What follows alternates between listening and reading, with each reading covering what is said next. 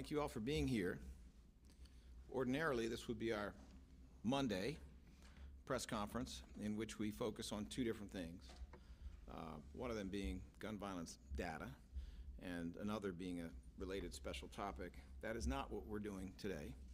This press conference is yielding to the needs and the wishes and the priorities of the family of Kada Scott in the process of addressing those needs. We will be announcing that there are new charges being brought against Keon King. We'll get into the details, but the bottom line is a second case has already been approved, and we expect there to be a new arrest today, in all likelihood, of Keon King when he is brought in from the jail. The arrest will be for burning of a car, arson, causing catastrophe, conspiracy, several other charges, and we'll get into the details of that in a moment. But more than anything, as I said, this is a press conference that I hope will in some way address some of the needs and wishes of the family. At this time, I'd like to identify some of the good people who are here.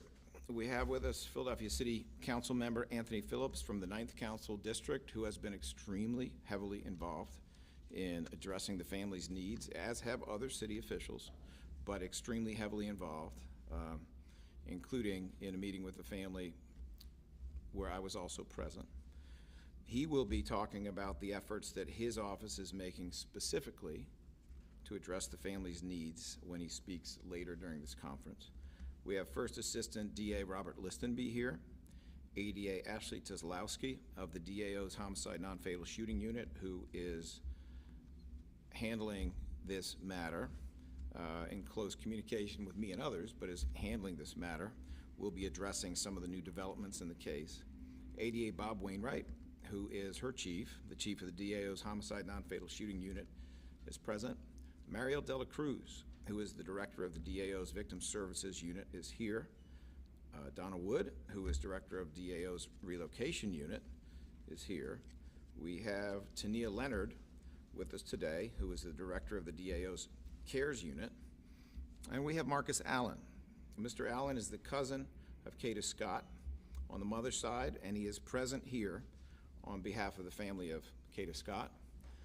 While he will not be reading it, he will be standing with us when a statement from the mother and father of Kada Scott is read today. That statement will also be put up on the screen so that you will have the text of it.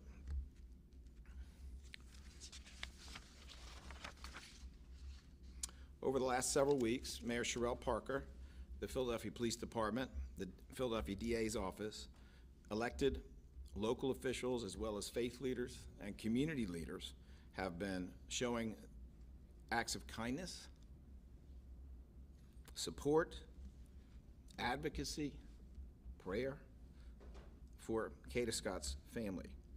Yesterday, I had the chance to visit Kada Scott's mother, father, sister, uncle, and cousins, along with Philadelphia City Council member Anthony Phillips and some other members of our team, to speak to them, to listen to and to access their current needs, to explore how the DAO can assist them and walk with them through this horrific and difficult journey, to express our condolences to them in person, and to offer resources through our external engagement operations, which include our Victim Services Unit and our CARES Unit.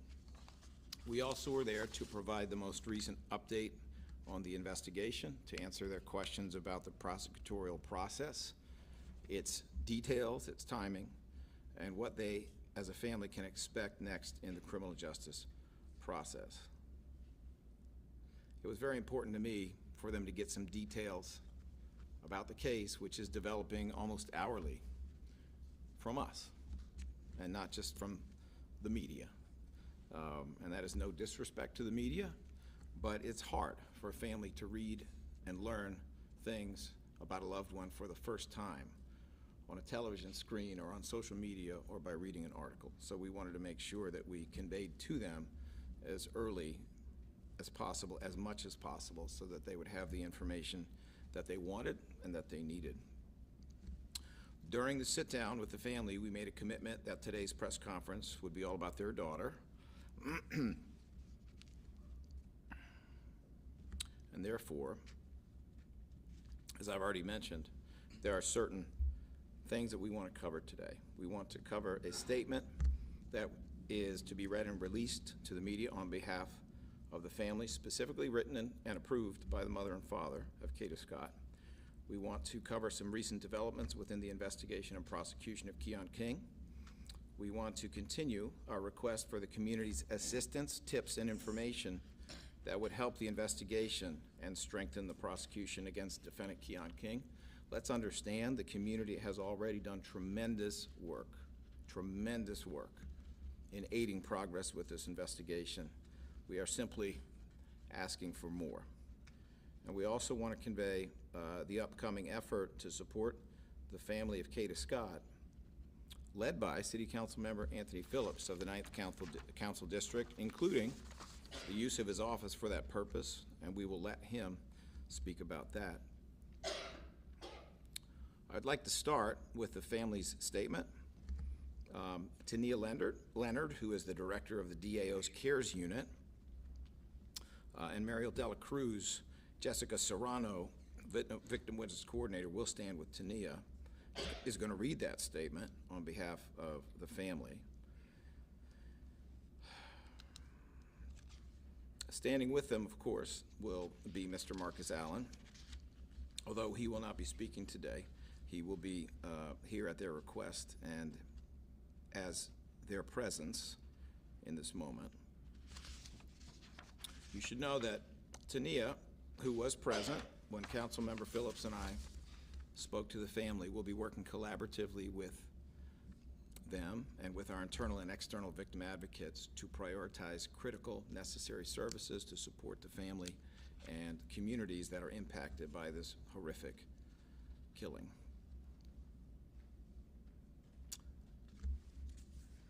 Tania Leonard and friends.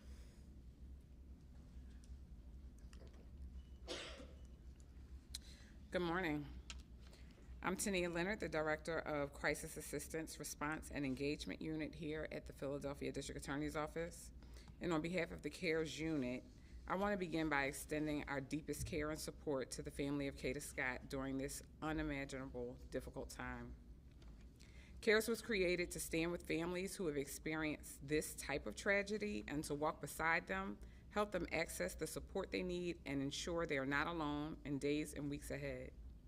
Yesterday evening, members of our team met with the mother and father of Kada Scott at their home alongside the district attorney to offer our continued presence, resources, and support as they navigate this profound loss. At this time, with the family's permission, we'll share a statement prepared by Kada's mother and father as we stand in solidarity with the family as a unit, as victim advocates, and as an office during this journey of grief and healing. Today, we'll say her name. Tomorrow, we'll say her name. And forever, we will say her name. It is with profound sadness that we share the tragic passing of our beloved daughter, Kada Scott. We kindly ask for space and privacy at this time as we process the heartbreaking events of the past few weeks. Our hearts are shattered, yet we are deeply grateful for the outpouring of love, support, and prayers from people across the nation and around the world. Please continue to keep us in prayer as we navigate this unimaginable loss. Our hearts are broken beyond measure. We are profoundly thankful to every person who shared Kada's story, joined the search efforts, prayed with us, and stood by our family during this devastating time. Your compassion, love, and strength have carried us when we could not carry ourselves. Kada was deeply loved. Her light, kindness, and beautiful spirit will forever remain in our hearts. We also wish to extend our heartfelt gratitude to Mayor Sherelle Parker, the Philadelphia Police Department, all first responders, local volunteers, community organizations, and media outlets, as well as everyone who worked tirelessly to help find our daughter. Although the outcome is one no parent should ever have to face, we remain thankful for the unity, leadership, and love that surrounded us through it all. As we continue to grieve, our family now seeks justice for Kada. We place our full trust in the Philadelphia Police Department and the Philadelphia District Attorney's Office to ensure that the truth is revealed and that those responsible are held accountable to the fullest extent of the law. Please honor Kada's memory by showing kindness and care to one another, just as she did every day of her life. With love, strength, and gratitude, the family of Kada Scott.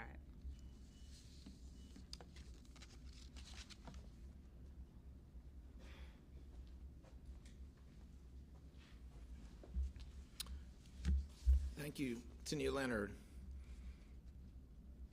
Ashley Teslowski will be, at this time, lead counsel in the prosecution of Keon King and has been working tirelessly on every aspect of the case, including obtaining a warrant that contains additional charges. Those charges include arson, causing catastrophe, conspiracy, unauthorized use of an automobile, receiving stolen property, reckless endangerment of another person, tampering with evidence. We are not done, but this is a significant development in the prosecution itself, and obviously there have been other developments already reported over the weekend in the case. It is my pleasure to call forward Ashley Teslowski, who does about as good a job as anyone I've ever seen. Thank you. As of last night, our office approved charges, as the DA just said, of arson, causing catastrophe, conspiracy, unauthorized use of an automobile, tampering with evidence, recklessly endangering another person, and receipt of stolen property. Those charges are in reference to the burning of a vehicle. That vehicle is a 2008 black Hyundai Accent. That vehicle first entered our radar last week. Investigators received a tip that there was a vehicle burning and that that vehicle had some connection to this case. At the time last week, when investigators went to the location where the vehicle was burned, that vehicle was no longer there. It had already been towed, compacted, and was in a junkyard. This weekend, we recovered additional evidence, including video evidence that confirms that this vehicle, we believe, is the vehicle that Mr. Keon King used to move Ms. Scott. We recovered video out from near the Ada Lewis Middle School, where our search and the investigator search has been focused. There's a rec center directly next to that school. Video evidence was recovered from that rec center, and we are now able to say that this Hyundai Accent was on location at all of the times we're looking at all of the pertinent points in the investigation. That vehicle was stolen on October 3rd from the area of 6600 Sprague Street. We believe that vehicle is the vehicle that was used in this case. That vehicle was then on scene at that rec center, which ultimately, as we all know, is where we found Ms. Scott's human remains. Video evidence indicates it was on location. Video evidence then indicates it leaves the location. It is burned on October 7th. It was located at the 2300 block of 74th Avenue. When this new video evidence was uncovered this weekend, investigators from the homicide unit cross-referenced all of this information with the cell phone evidence that we had already gained and we had already been using in terms of the kidnapping case and other charges. What I can share is that the cell phone evidence, the call detail records, and timing advance data as it pertains to Keon King's mobile device puts him at all of the locations that we're talking about. It's on scene when the Hyundai Accent is there at the recreation center. It is on scene when the vehicle is burned.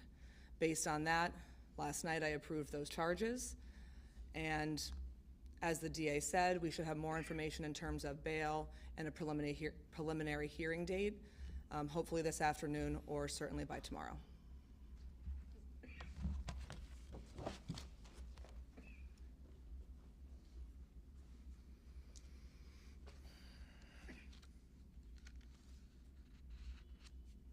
Thank you, Ashley. Appreciate those details.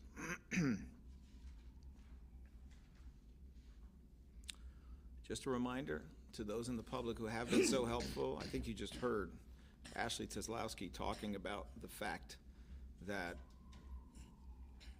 this burning automobile was connected to this case in part due to a tip from the public. I'm not kidding when I say that the public has played an enormous role here.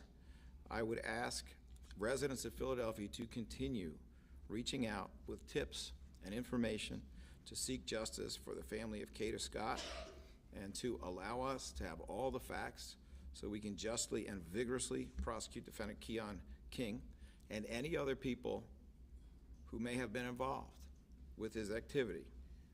Philadelphia Police Department can accept this information at 215-686-TIPS. In other words, 215-686-TIPS. You could also call the DA's office at 215-686-8000, and we will make sure that your information is considered as an aspect of this investigation. It is now my pleasure to introduce Philadelphia City Council member Anthony Phillips of the 9th Council District, who has been on this, along with other city officials, to include Mayor Sherrell Parker, Police Commissioner Kevin Bethel, Council President Kenyatta Johnson, faith leaders, members of the faith community. Councilmember Phillips has been there from the start, and he has more to do.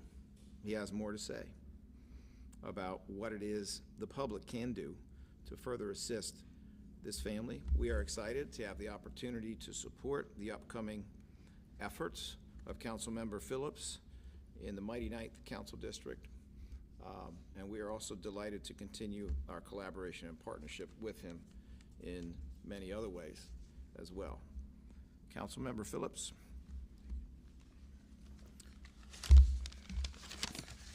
Good morning. Thank you, District Attorney Krasner, for your efforts to bring this monster to justice.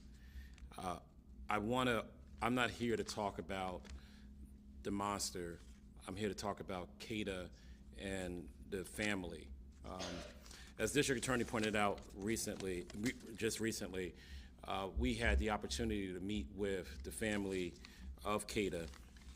We had, quite some private conversation about some things that were really important to the family.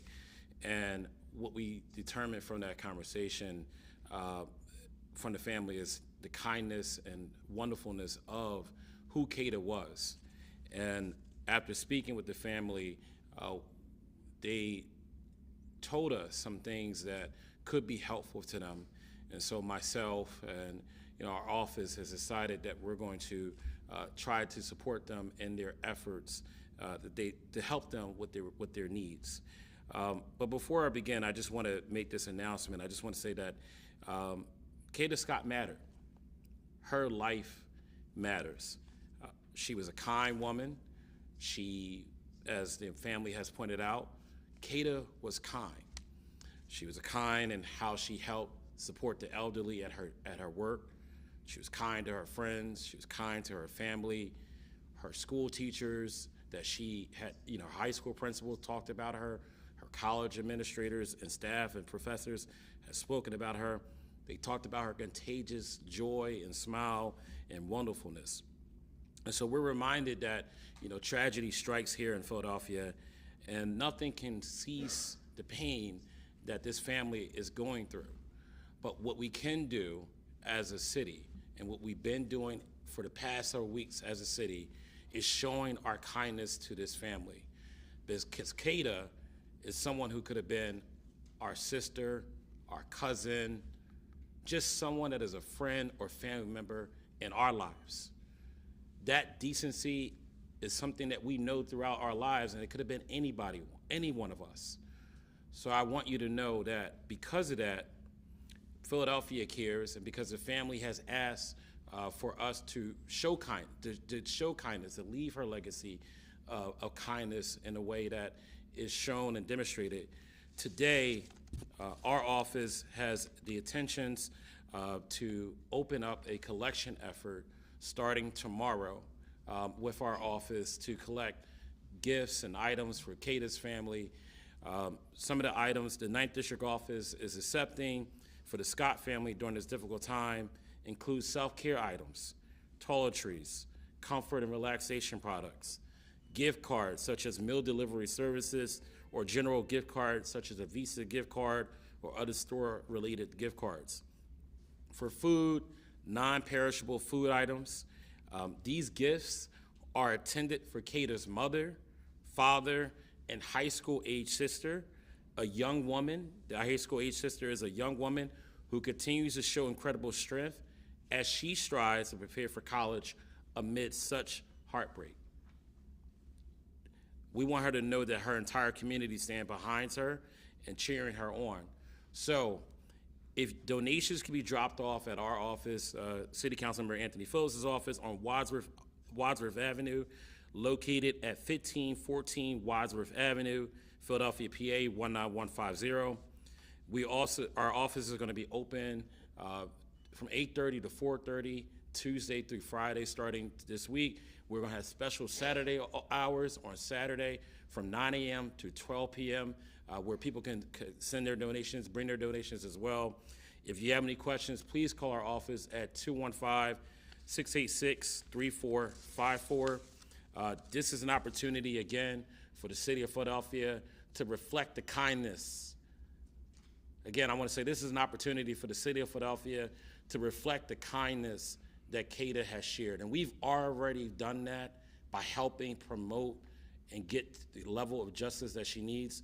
But now let's show the family that we're not only there for them in that tragic moment, but we're going to be there for them after. So please, please make sure that we get as many donations as possible to 1514 Wadsworth Avenue, October 21st to the 25th. Our office is open 8:30 to 4:30 from Tuesday through Friday. And this Saturday, we're going to be open from 9 a.m. to 12 p.m. Again, self-care items, gift cards, and food and non-perishable items. Also want to remind folks that we did have opportunity to speak to the family. And one of the things that the family did note to us, which is really important, is that they did say in their statement, respect their privacy. So that's why we're collecting the donations at our office, and we're going to be delivering it to them at a location that they want to be delivered to. But I want you to also know that they don't want people knocking on their doors, including members of the press, because it's traumatizing for them right now. You know, it's really traumatizing for them right now. And so we would like for folks to just hang off, members of the press to hang off for now from knocking on their doors, because that's what the family has desired. And I just, you know, we want to make sure that we, you know, we respect their wishes. All right? Thank you so much. Thank you so much, Councilmember Phillips. All right, at this time, we will go to questions. I would say this, as I look at this list, this is about as long a list of journalists as I've seen in quite some time. So, a couple of ground rules. Please try to confine your questions to one or two. If there's additional follow-up, we can try to address that later, just so we can give everyone their opportunity. Number two, these questions I'm going to ask you out of respect for the family who are present here should be on the topic of today's press conference, please. And that's not the first time I've requested it. I'm sure that you understand why. And to the extent that you can confine them to the topics we are addressing today, please understand this is an ever-evolving, developing situation, both in terms of investigation and prosecution. There are things that we know today that we cannot tell you. And we cannot tell you for a variety of reasons: the integrity of the investigation, safety, the trauma that the family is dealing with is not best handled by their finding things out for the first time in the media. So we will try to be as transparent and open as we can, consistent with those obligations and consistent with the purpose of this press conference, which is to respect the family's needs and wishes. Channel 3 CBS, I see Joe Holden and Josh Sanders. Yes, good morning. Good morning. I'll try to rattle these off, Mr. Krasner. First, can you give us any more information about the tip that leads police back to Ada Lewis? Secondly, how does she really meet Keon King, if you know? And then third, have there been any conversations about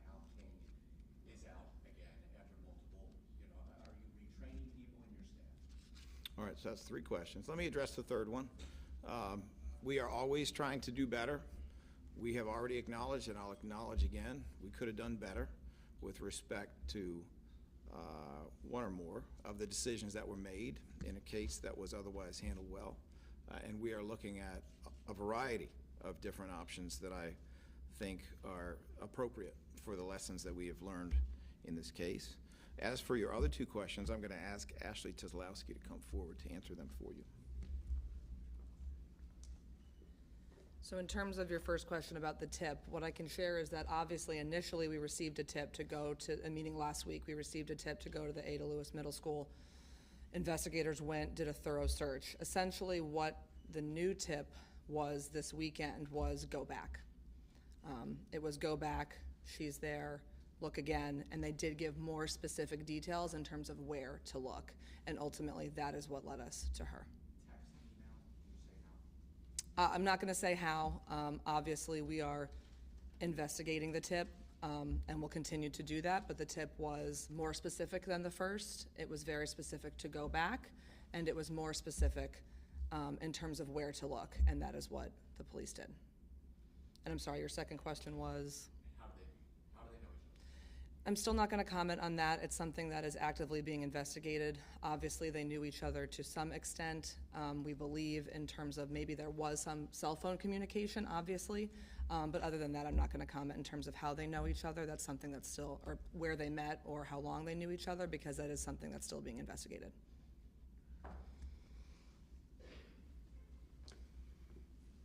Channel 6 ABC, Tarhonda Thomas. Did I pronounce? My apologies. You're Channel 3 CBS as well? Yes, sir. Of course, yeah. Just 2 follow-up questions. You mentioned lessons learned. I wonder if you could get into the specifics of those lessons that your office has learned from this. And my second question is, this tipster have any relationship to Bianca? All right. So we're now getting into 5 questions from one station, but let me see what I can do for you, all right? I'm not going to get into all of the specifics other than to say that we have already discussed in this office the value that we have seen for certain kinds of cases in specialization. It's something that we have done before in changing the way things have been done literally for decades in this office. I'll leave my comment on that point there. Your second question again, sir? When you say the tipster, you're speaking of the tipster for the... The person who followed up with the tip said go back and gave more details and be specific. Is this a family member of Keon King or someone related to Keon? I think I know what the answer is going to be, but let me check with Ashley Tuzlowski.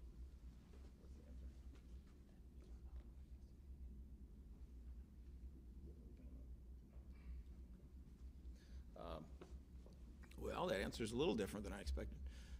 The answer is we don't know, and we are investigating it at this time. All right. Taronda, I apologize for mispronouncing.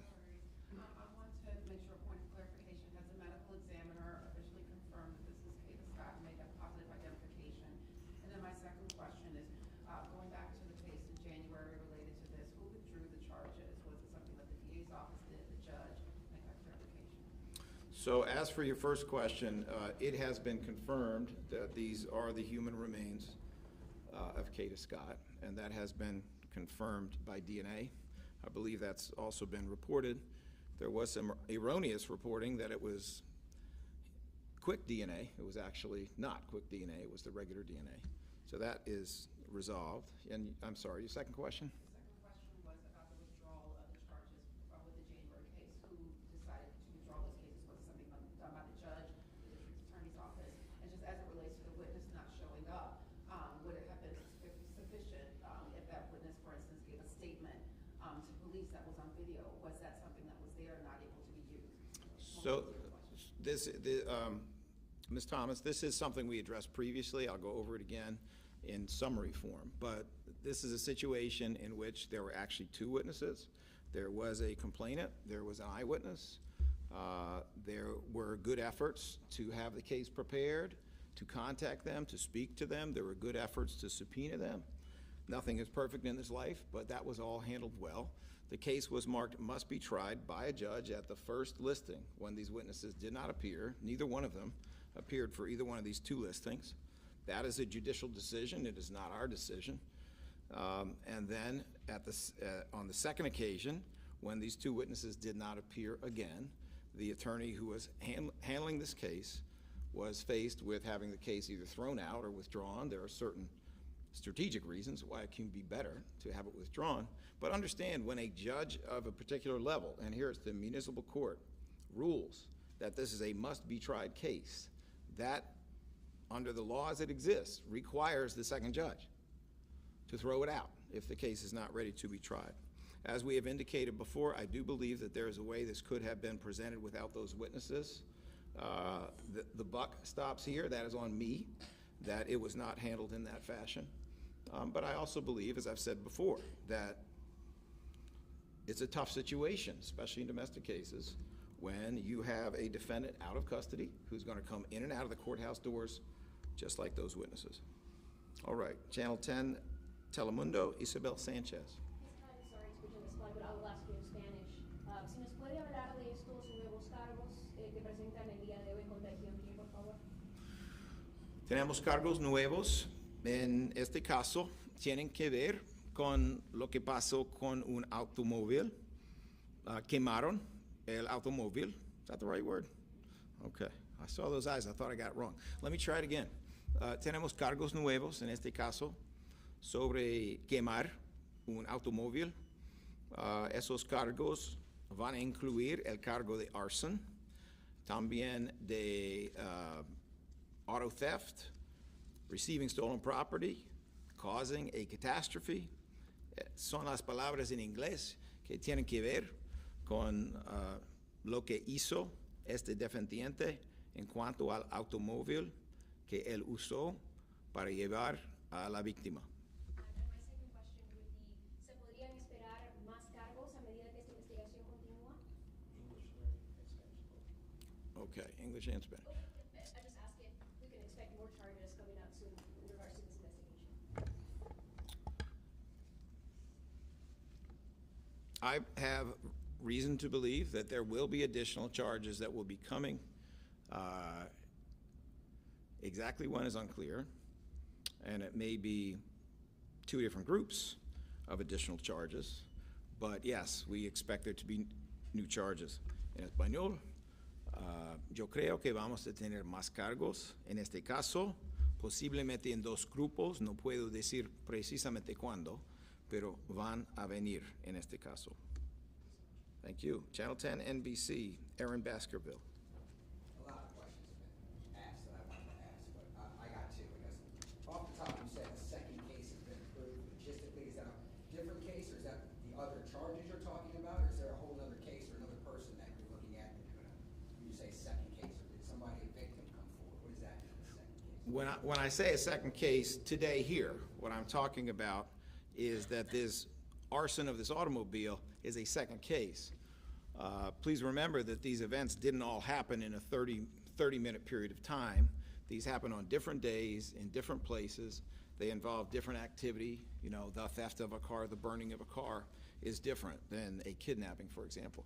So what is happening today is the initiation of a second case that will not only require a second set of charges and arrest, for which the defendant is going to be brought down from custody. It'll require a second bail hearing. Some of the process may occur at the same time in terms of the prosecution itself, because it's part of a larger story. But what we are announcing today in and of itself is a second case. Could there be additional cases if there are other victims who come forward? Yes, there could be additional cases if there are other victims who come forward. There could be additional cases as more evidence develops and we have probable cause to bring more charges for things that happened over this period of a few weeks. Nobody else stepped forward so far, another victims or anything like that? I'm not going to comment on that at this time. My second question is kind of more of the timeline. So just in my head, there's a lot of information. October 3rd, a car is stolen. We believe Mr. King stole that car, and then obviously she disappears October 4th. And October 7th, the car is found burned and I guess towed away. At the rec center, is the car after it's stolen, or October 4th, is that the car that's used? We believe that Kada is in with Mr. King and they're at the rec center. When are they at the rec center? In between that October 3rd, when the car 7th when the car is found burned and destroyed? Well, I think you raise a very good point that the timeline is a little bit complex and confusing. You know, and especially if you're talking about more than one car being used in more than one place, it's probably helpful to go through that timeline. So I'm going to ask Ashley Tislowski to come forward.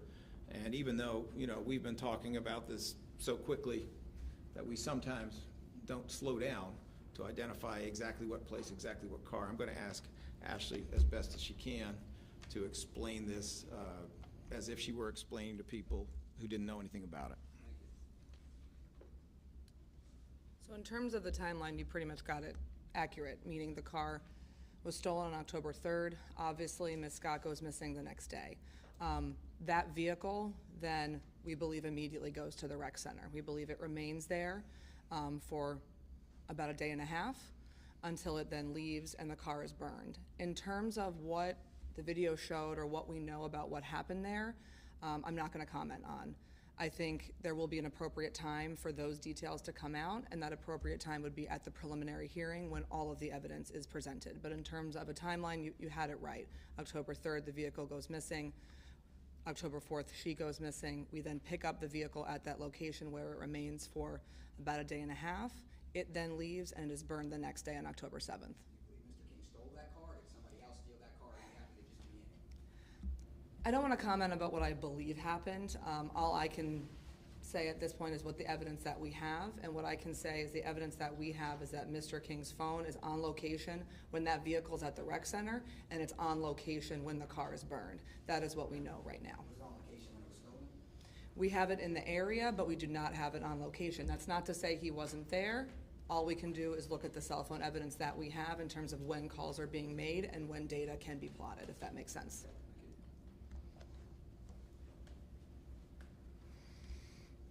All right, let me see. Channel 17, John Leonard. Do you have any questions, sir? Thank you. 29 Fox, Kelly Rule. I think actually someone answered this, but the video evidence from the rec center, are you able to say if that shows anybody working with King? Or can you comment on, additional suspects at this point? Well, let me just note this, and then once again, I'll bring Ashley up. But you may have noticed that we're charging conspiracy with reference to the arson. Now, that's a separate place and time, but we don't bring charges unless we have probable cause. Let me now ask Ashley to come forward.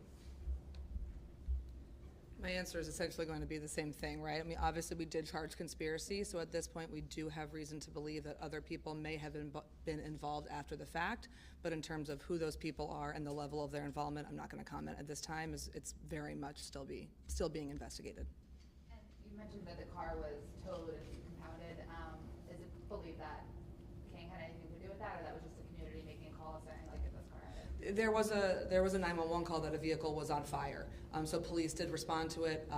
The fire department responded to it, ruled it an arson, and then at that point, when they were finished with their investigation, the car was demolished. It was burned, so it was taken and towed and compacted and. Yeah. Demolished before they could pull evidence from the car? Yes. Well, and I'll say, when we got there, it was completely compacted, right? What the tow company had already done, or what the junkyard had done, had already been done. With that being said, the car had been completely burned. And in terms of being able to tell what happened, the fire department was able to say it was an arson, and we're also able to have video to kind of piece things together. So there's no question about what happened. We were able to determine that. Thank you. All right, let me see. Kristen Johansson, KYW. Two questions. One's for Ashley. How does the car play in the gold Camry play in then to this whole? Because we're gonna have to say something about the gold car. Yes, so what I can say at this time is that at the point where the Hyundai Accent is on scene, on video at the rec center leading up to all of the events we're talking about, the other car, the Toyota, is there as well, and we believe the people in these vehicles are working together. And then the other thing is how much, as far as volumes, how much surveillance video is it? Because I know there was a lot, pulled from a lot of certifications, so how much would, it's hard probably to quantify, but. We have extensive amounts of video information at this point, and it's still being retrieved as we speak. And I expect there will be more. It is a lot of video. What I can say is that, initially when the video was recovered, they were reviewing it kind of in real time as it was being recovered, and that's the information I'm basing this all off of today. There will be more, and there is more, and their detectives will continue to go through all of the video. It's a lot of video. And then for District Attorney Larry Kreiser, there's obviously been a lot of criticism of your office and how your office handled this case, but then also additionally how bail was handled in general.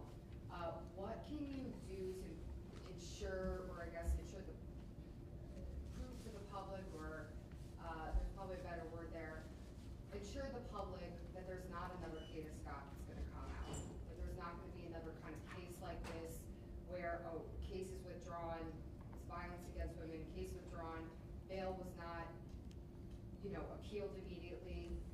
It seems that you're putting the blame on the judges for that. How can you ensure that there's not going to be another Kada Scott? Well, actually, I think it was pretty clear that I wasn't putting the blame on the judges. I think I was pretty clear that I was blaming the existence of cash bail. And systemically, we all have to try to do better. The Commonwealth of Pennsylvania should stop making money off of bail, and they should go to a system that is much more effective, one where truly dangerous people remain in custody, and that has worked for more than 3 decades in DC, and that is about 12% of defendants. And where the rest of those defendants are not required to pay money, because for the most part, they face much less serious charges, and the only reason they're in jail is because they're broke. The bail system is broke. That should be fixed. That was not a criticism of individual judges. That was a criticism of that system. What I can tell you is that the buck stops here. We recognize that there are some things that could have been done better in this case. From the moment this occurred, we have been looking at ways that we can improve our systems, because we have to be open to systemic change as well, and we will have further announcements about that in the future. So have you done any policy reviews or looked at anything? Anything specific that you can tell the public about that? We are actively looking at ways that we can do better.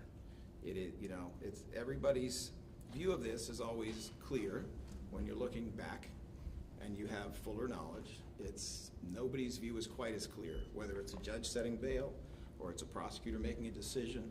Nobody's view is quite as clear earlier. We need to try to change that. We need to try to find ways to be better at making sure that there are as few errors as possible and that there is as much protection as possible, especially in the current environment women face.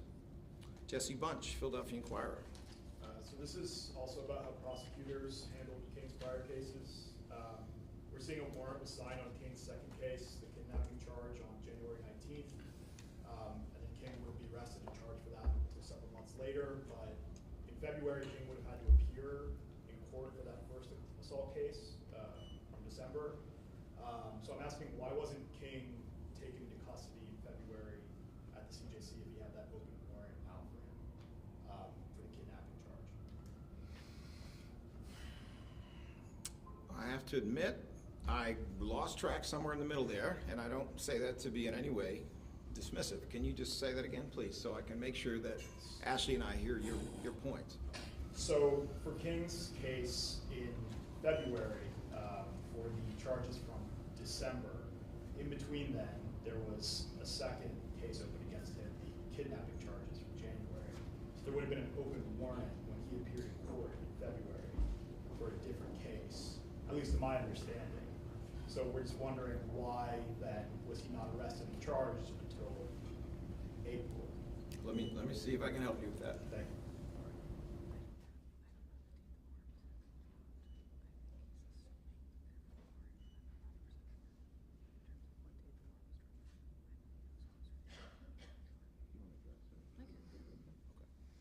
So what I was just sharing with the DA was, in front of me, I don't have the date that warrant was actually dropped against Mr. King.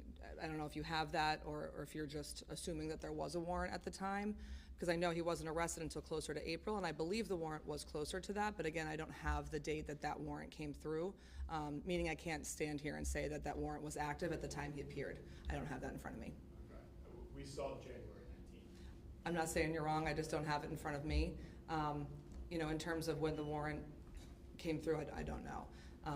But obviously, once he was arrested, bail was set at that time. All right, let me see. Tom McDonald, WHYY. I know you don't have a specific timetable, but in similar cases like this, where there's a homicide in question, how long does it usually take for the results from the autopsy to move forward so you can charge? I think that's a great question. I'm just trying to, consistent with our need to protect certain information and provide certain information, I'm just trying to figure out how much we can say to answer that. If you don't mind, I'm going to huddle up with Bob Wainwright and with Ashley Teslowski and see what we can say.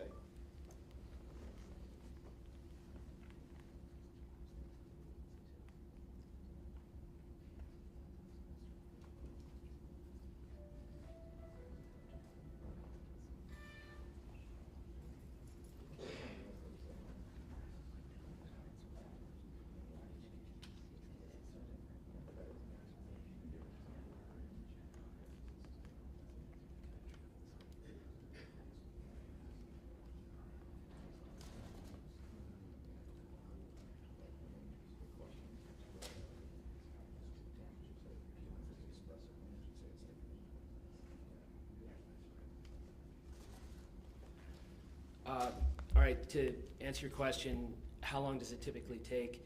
It typically takes a short amount of time when the incident happens and the body is found immediately afterwards. Cases like this, it may take longer. So there's really no exact answer to that. And what we all know is that Kada Scott's human remains were found 2 weeks after she went missing. So it is not, there's no, what I can tell you also is that the medical examiner's office is actively working on this, and we're waiting on a cause and manner of death, and we should have that information as soon as possible. But you're preparing homicide charges? I think that's a fair statement.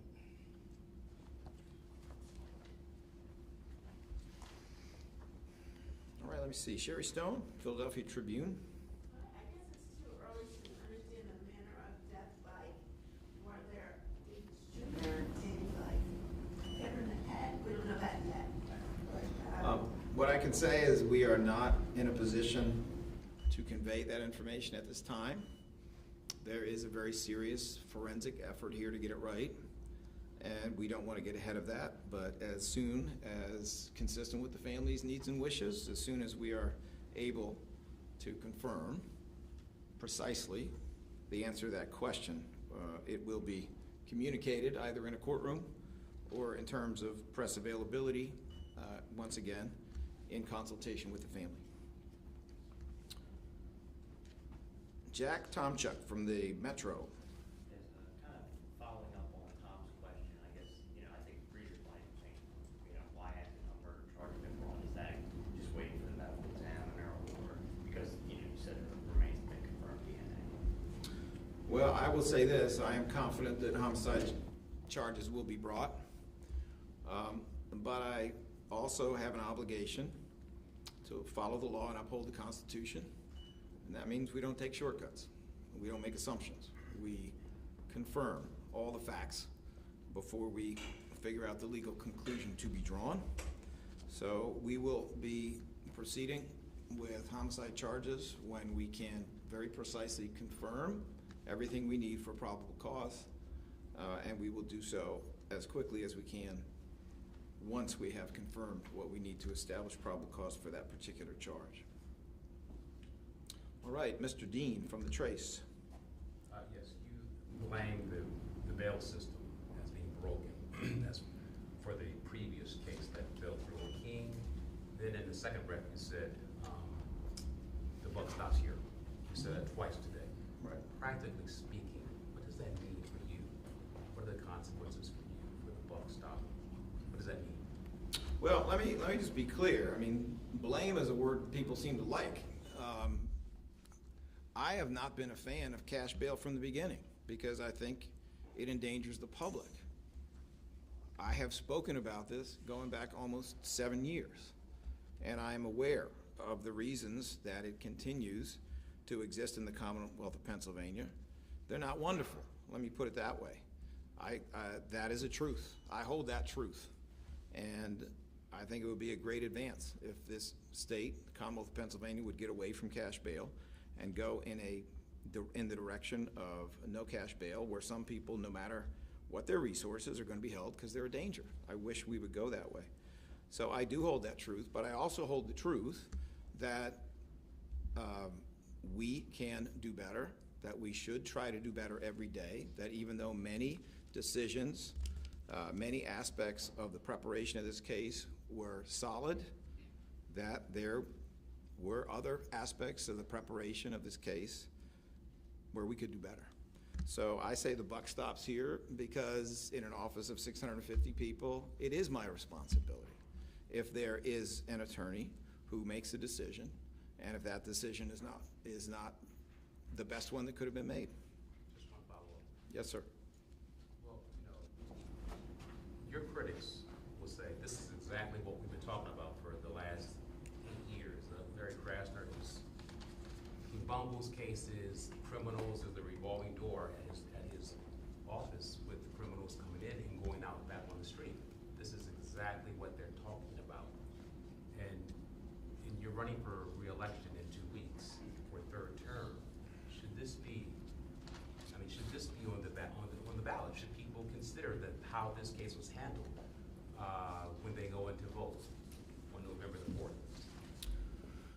Well, your question is fundamentally political, and I'm not allowed to answer political questions using city resources. It's an ethical violation, so I will respectfully pass on that question. Dan Horan from Philly FPV, did I get that right? Yep. Yes, sir. Just one question. You guys stated that the car was there for about a day and a half in between the elementary school and the rec center. Does King's mobile phone data show that he was also on that location for that duration of time? Let me bring up the expert here. So again, I'm not going to go into specifics about what occurred during that time. However, what I could tell you, at pertinent points in the video where we believe he was there, his cell phone evidence also puts him there. So it's not the entire time, but at the pertinent points where we're looking for him to be there, his cell phone puts him there, if that helps. Thank you. Michaela Althouse, Philly Voice. The case from earlier this year, is there any update on that beyond when it has been reopened? So charges against that, as you said, have been refiled. It is listed for its kind of first preliminary hearing listing after the refile on November 4th.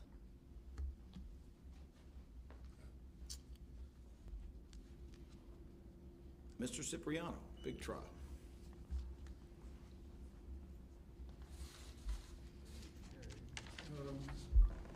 Mr. Krasner, 4 years ago, when you were running for re-election, your office failed to prosecute the domestic abuser and eventual murderer of a Hispanic mother, Gladys Coriano.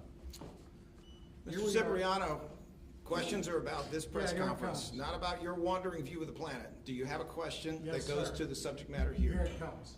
And here we are 4 years later, and you and your inexperienced team of, quote, superstars that you repeatedly bragged about, comparing them to Jalen Hurts and Saquon Barkley, by their incompetence, inexperience, or ideology borrowed from your rhetoric, are directly responsible, sir, for the death of a promising black female, Kada Scott.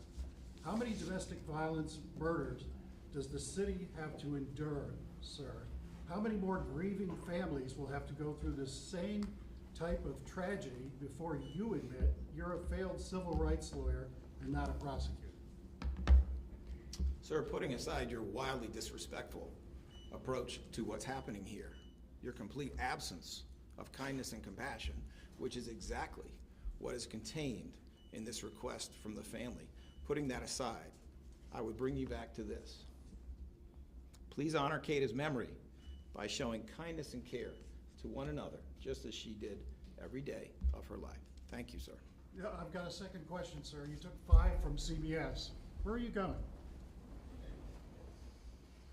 Hey, Larry, you have to wake up at 3:30. Some of these bail magistrates don't want to be woken up at 3:37